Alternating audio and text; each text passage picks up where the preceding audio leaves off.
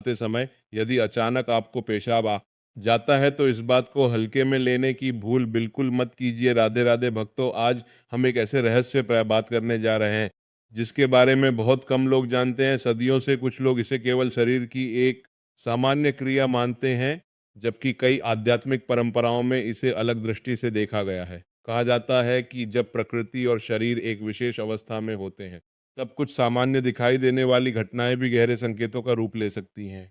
क्या आपने कभी सोचा है कि नहाते समय ही कई लोगों को बार बार पेशाब क्यों आती है? क्या यह केवल शरीर की प्रतिक्रिया है या इसके पीछे कोई आध्यात्मिक मान्यता भी जुड़ी हुई है? आज के इस वीडियो में हम इसी विषय से जुड़ी धार्मिक मान्यताओं, आध्यात्मिक दृष्टिकोण और वैज्ञानिक कारणों को समझेंगे, ताकि सच और मान्यता दोनों पक्ष आपके सामने स्पष्ट हो सकें। तो इस वीडियो को अंत तक अवश्य देखिए, क्योंकि हो सकता है आज आपको ऐसी जानकारी मिले जो आपने पहले कभी न सुनी हो। जब आप दिन रात मेहनत करते हैं, अपने शरीर को पूरी तरह से थका देते हैं, लेकिन फिर भी आपके भीतर का मानसिक तनाव, आपके शरीर की जड़ता और जीवन के कष्ट आपका पीछा नहीं छोड़ते। आप हर सुबह एक भारी मन के साथ उठते हैं, इस चिंता में गलते रहते हैं कि आखिर मेरे जीवन में यह अवरोध कब खत्म होगा, मेरी तरक्की के रास्ते कब खुलेंगे। जब आपके सबसे प्रिय रिश्ते आपको बीच मझधार में धोखा देकर छोड़ देते हैं और आपका पूरा शरीर इस मानसिक पीड़ा और तनाव के बोझ के नीचे घुटने लगता है, तो इंसान अंदर से पूरी तरह खोखला महसूस करने लगता है। पर सच तो यह है कि हमारे शरीर की हर एक सूक्ष्म क्रिया का संबंध हमारे अंतर्मन और हमारी किस्मत से जुड़ा होता है। भगवान श्री कृष्ण भगवत गीता के 13वें अध्याय में स्वयं कहते हैं कि इदम शरीरम कौन्ते क्षेत्रित वित्तेम की पाल तनकन की दिल तन की तालाकर प्राहु क्षेत्रज्ञ इति तद विधा। अर्थात है अर्जुन, यह शरीर एक क्षेत्र है और जो इसे गहराई से जानता है वही क्षेत्रज्ञ। कड़वा सच तो यह है कि लोग केवल बाहरी दुनिया में भाग्य की लकीरें ढूंढते हैं, जबकि असली भाग्य की शुरुआत तो तुम्हारे इस पंच तत्वों से बने शरीर की शुद्धि से होती है। जब कोई मनुष्य जल तत्व के संपर्क में आता है तो उसके शरीर के भीतर एक अलौकिक चुंबकीय प्रवाह जागृत होता है। जो व्यक्ति मानसिक रूप से पूरी तरह से तनाव मुक्त और ब्रह्मांडीय ऊर्जा के प्रवाह के अनुकूल होता है, जल के स्पर्श मात्र से उसके शरीर के निचले चक्र, विशेषकर स्वाधिष्ठान और मूलाधार चक्र, पूरी तरह से सक्रिय होकर अनावश्यक तत्वों को बाहर निकालने की प्रेरणा देते हैं। यह क्रिया हर उस इंसान के साथ नहीं हो सकती जो हर समय चिंता, क्रोध और दुर्भावना के भारी बोझ से दबा हुआ है। विधाता तुम्हें इस शारीरिक संकेत के माध्यम से समझा रहा है कि तुम्हारे भीतर की जड़ता अब समाप्त हो रही है। इसका समाधान निराशा के समंदर में डूबकर खुद को कोसना बिल्कुल नहीं है, बल्कि इसका अचूक समाधान है शरीर और मन के इस दिव्य समन्वय को समझना और प्रकृति के इन गुप्त इशारों के प्रति साक्षी भाव रखना। जब तुम इस सहज शारीरिक क्रिया को अपने शरीर के भीतर के अवरोधों के टूटने और नकारात्मक ऊर्जा के बाहर निकलने का एक आशीर्वाद मानकर स्वीकार कर लोगे, तो तुम्हारा सारा मानसिक तनाव उसी क्षण कपूर की तरह उड़ जाएगा। समाधान यह है कि तुम अपनी सोच को संकीर्णता से ऊपर उठाओ और समझो कि जब तुम्हारा शरीर जल के वेग के साथ पूरी तरह एकाकार हो जाता है, तभी यह अद्भुत संतुलन बनता है। शांत हो जाओ और अपनी पूरी निष्ठा से केवल अपना कर्म करो। जब तुम खुद को शून्य करके अपनी लगाम उस सामरे सरकार के हाथों में सौंप देते हो, तो जीवन की हर बंद राह अपने आप खुलने लगती है। शांत हो जाओ और इन प्राकृतिक बदलावों के पीछे छिपे विधाता के दिव्य संकेतों को पहचानो। यह सत्संग तुम्हारे भीतर के उस अज्ञान को मिटाने आया है जो तुम्हें कमजोर बना रहा था। जल तत्व की इसी प्रचंड महिमा, शरीर की शुद्धि और विधाता के अद्भुत विधान को गहराई से समझने के लिए हमें पुराणों के उस महान और परम पावन प्रसंग की ओर चलना होगा, जहां साक्षात नारायण के अंगों से प्रकट हुए जल ने पूरी सृष्टि के पापों और जड़ता को एक पल में समाप्त कर दिया था। यह अमर गाथा है श्रीमद् भागवत पुराण और शिव पुराण में वर्णित गंगा अवतरण और महाराजा भगीरथ के घोर तप की। महाराजा भगीरथ के पूर्वज राजा सगर के 10,000 पुत्र महर्षि कपिल के श्राप के कारण भस्म होकर पाताल लोक में जड़ हो चुके थे। उनकी आत्माएं मुक्ति के लिए और उस दिव्य स्पर्श के लिए तड़प रही थी जो उनके भीतर के सारे विकारों को धो सके। भगीरथ ने अपने पूर्वजों की शुद्धि और उनके उद्धार के लिए हजारों वर्षों तक बिना अन्न जल ग्रहण किए घोर तपस्या की। उनकी इस प्रचंड साधना से प्रसन्न होकर साक्षात ब्रह्मा जी प्रकट हुए और उन्होंने कहा कि हे भगीरथ, इस पूरी सृष्टि में केवल भगवान विष्णु के चरणों से निकली माँ गंगा के जल तत्व में ही वह अलौकिक शक्ति है जो तुम्हारे पूर्वजों के भीतर की जड़ता और पापों को नष्ट कर सके।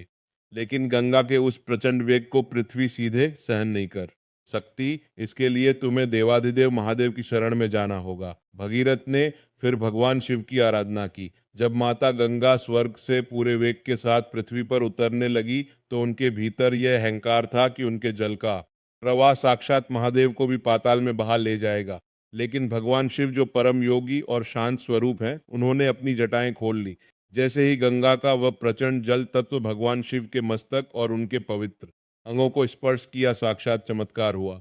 शिव की जटाओं के स्पर्श मात्र से गंगा का सारा अहंकार, सारी नकारात्मकता एक पल में विलीन हो गई और उनका जल पूरी तरह से शुद्ध और दिव्य प्रवाह में बदल गया। जब वह पावन जल पृथ्वी से होता हुआ राजा सगर के 80,000 पुत्रों की भस्म पर पहुंचा तो स्पर्श मात्र से उनके भीतर की सदियों पुरानी जड़ता समाप्त हो गई और उनकी आत्माएं मुक्त हो गई। यह पुराण की कथा हमें सिखाती है कि जब जल का प्रवाह किसी पवित्र और जागृत अंग को स्पर्श करता है तो वह भीतर के सारे अवरोधों, सारे विकारों को जड़ से खींचकर बाहर निकाल देता है। तुम्हारे शरीर में होने वाली यह सहज शुद्धि भी उसी विधाता का एक सूक्ष्म आशीर्वाद है। रिश्तों की कड़वी सच्चाई भी यही है कि यहाँ लोग केवल आपकी बाहरी चमक दमक और आपके वक्त को देखते हैं। जब तक आप उनके स्वार्थ के अनुकूल रहेंगे वे आपके साथ खड़े रहेंगे, लेकिन जैसे ही आप संघर्ष के दौर से गुजरेंगे वे आपकी शारीरिक और मानसिक स्थिति का उपहास उड़ाने में एक पल भी नहीं लगाएंगे।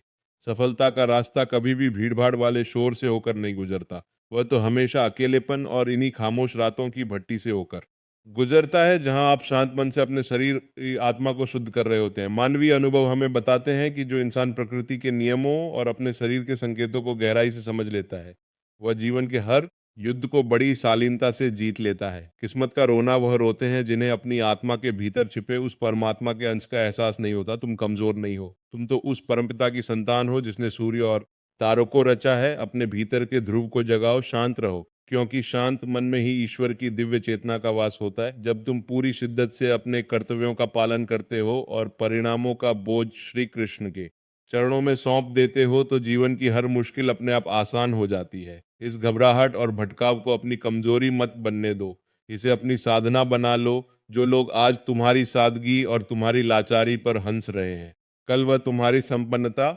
मानसिक शांति और प्रचंड सफलता को देखकर दंग रह जाएंगे। अपनी गरिमा को कभी कम मत होने देना। मेरे प्यारे योद्धाओं, अब उदास होकर बैठना छोड़ दो। यह समय चिंताओं में गलने का नहीं, बल्कि अपने आत्मविश्वास को एक नई और विराट ऊंचाई देने का है। चिंता मत करो, क्योंकि तुम्हारी हर एक रात की खामोश तड़प, तुम्हारा हर एक संघर्ष उस सांवरे की नज़र में है। वह सही समय पर तुम्हारी हर बंद राह को खोल देगा और तुम्हें वह समृद्धि, वो आरोग्य देगा जिसकी दुनिया मिसाल देगी। अपनी नीयत को साफ रखो, अपने चरित्र को बेदाग रखो और अपने मार्ग पर अडिग रहो। जीत तुम्हारी ही होगी, क्योंकि तुम्हारा सारथी स्वयं द्वारकाधीश है और वह अपनी शरण में आने वाले भक्त का हाथ कभी नहीं छोड़ता ही। वह तुम्हारे हर एक राधे शब्द का हिसाब तुम्हारी प्रचंड खुशियों के साथ चुकता करेंगे। भरोसा रखो, जो होता है हमेशा अच्छे के लिए ही होता है। आज का यह परिस्थितियों का संघर्ष कल आपकी सबसे बड़ी सफलता की नींव बनने जा रहा है। अपनी कहानी को खुद लिखो, आंसुओं से नहीं बल्कि अपने निरंतर पुरुषार्थ और अविश्वास से श्री कृष्ण की शिक्षाओं को अपना कवच बनाओ और इस कर्म पथ पर निडर होकर आगे बढ़ चलो। जीत तुम्हारी ही होगी, क्योंकि जिसके साथ स्वयं गोवर्धन धारी हो उसका अहित तो काल भी नहीं कर सकता। सुख और आत्मसम्मान तुम्हें पुकार रहे हैं, बस तुम्हें इस भटकाव को पार करके सब कुछ ईश्वर पर छोड़कर एक नया कदम बढ़ाना है। सब ठीक हो जाएगा, बस तुम अपनी मुस्कुराहट को वापस आने का रास्ता तो दो। तुम विजेता हो और विजेता कभी परिस्थितियों का रोना नहीं रोते, वे तो अपनी आंतरिक शुद्धि से पूरी बाजी पलट देते हैं। तो भक्तों, अब आप समझ ही गए होंगे कि नहाते समय पेशाब आना केवल एक सामान्य शारीरिक क्रिया नहीं माना जाता, बल्कि इसके बारे में कई आध्यात्मिक मान्यताएं भी प्रचलित हैं। चाहे आप इसे विज्ञान की दृष्टि से देखें या आस्था की नज़र से, हर बात का उद्देश्य हमें अपने शरीर और जीवन के प्रति अधिक जागरूक बनाना है। अगर आपको यह जानकारी रोचक और उपयोगी लगी हो तो कमेंट में हर हर महादेव या राधे राधे अवश्य लिखें। वीडियो को लाइक करें, अपने परिवार और मित्रों के साथ साझा करें और ऐसे ही धार्मिक रहस्यों, आध्यात्मिक मान्यताओं और ज्ञानवर्धक वीडियो के लिए हमारे चैनल को सब्सक्राइब करना न भूलें। अगली वीडियो में हम एक ऐसे गुप्त संकेत का रहस्य बताएंगे जिसे जानने के बाद शायद आप अपने जीवन की कई घटनाओं को बिल्कुल नए नजरिए से देखने लगेंगे। तब तक के लिए राधे राधे।